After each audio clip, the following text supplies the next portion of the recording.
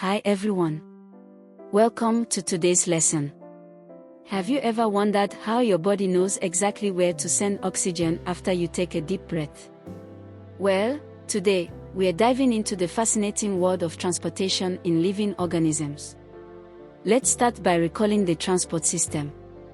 Transport system is how substances like water, nutrients, gases, and waste are moved within an organism to keep it alive and functioning.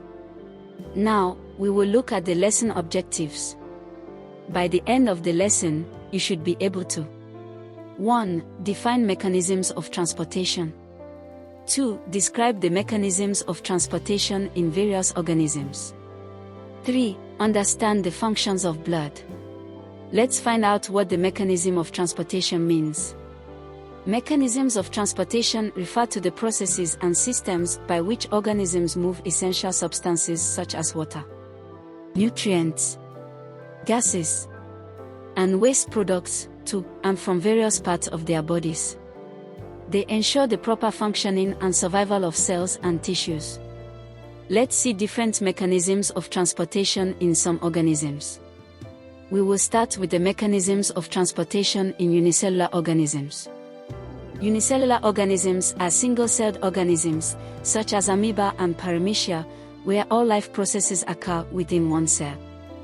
Their mechanism of transportation is through diffusion and osmosis. Oxygen and nutrients enter their bodies through the cell membrane by diffusion, moving from areas of high concentration to low concentration.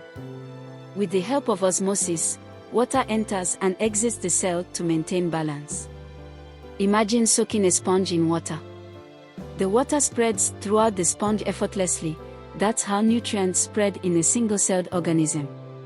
Next is mechanisms of transportation in multicellular organisms.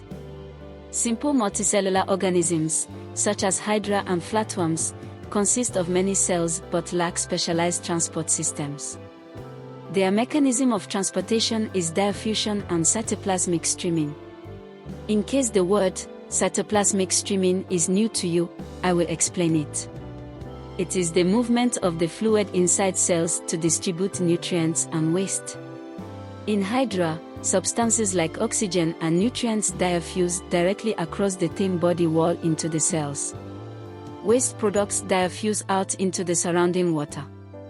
Hydra has a central cavity that helps distribute nutrients to all cells after digestion. Then in flatworms, they have thin, flat bodies that allow oxygen, nutrients, and waste to diffuse directly between cells and the environment. Cytoplasmic streaming helps move materials within the cells. Now, we will move on to the mechanism of transportation in higher animals. Higher animals, such as mammals like humans, fishes, etc., have complex bodies with specialized systems for transportation. Their mechanism of transportation is the circulatory system. The circulatory system refers to the continuous movement or flow of blood around the body involving the heart and the blood vessels. The circulatory system in mammals is grouped into three major categories. 1. Closed and open circulatory system. 2. Single and double circulatory system. 3. Pulmonary and systemic circulatory system. Let's look at the closed and open circulatory system. In the closed circulatory system, blood is restricted to vessels and pumped by the heart through arteries, veins, and capillaries. This is found in vertebrates like humans, fish, and birds. Then, in an open circulatory system, blood is not restricted to vessels and flows freely in a body cavity called the hemocoel. I know you will be wondering, what is hemocoel?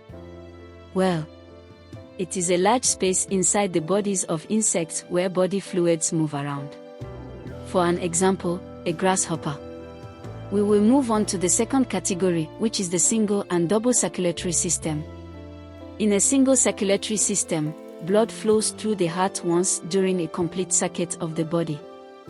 This is common in fish, where the heart pumps the oxygenated blood to the gills for oxygenation, and then the oxygenated blood flows directly to the rest of the body. Then in double circulatory system, the blood passes through the heart twice every time it makes one complete movement around the body. Did you know that your heart beats about 100,000 times a day to keep your circulatory system running? That's like a car engine running non-stop. Now, let's look at the third category, which is the pulmonary and systemic circulatory system. Pulmonary circulatory system carries blood from the heart to the lungs for oxygenation and removal of carbon dioxide.